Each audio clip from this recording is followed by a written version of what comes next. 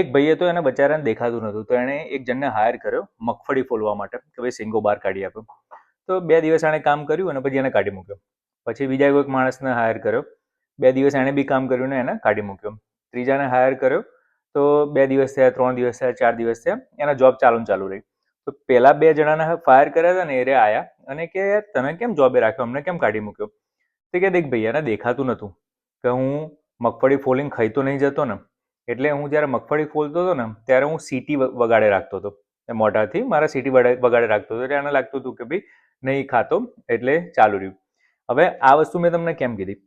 તમને એવું લાગે છે ને કે તમે ઓફિસમાં બહુ સારું કામ કરો છો પણ તમારો બોસ તમને પ્રમોશન નહીં આપતો, તમે તમારા ફેમિલી માટે ઘણું બધું કરો છો પણ વાઈફને કદાચ એવું લાગે છે કે you don't love Har enough, કે યુ ડોન્ટ લવ હર એની મોર, કાં તો છોકરાઓને એવું લાગે છે કે તમે ઇનફ નથી કરી રહ્યા, કાં તો તમે એમનું નથી વિચારી રહ્યા, ઓલ્ધો તમે આટલું બધું વિચારીને આટલી મહેનત કરી રહ્યા છો.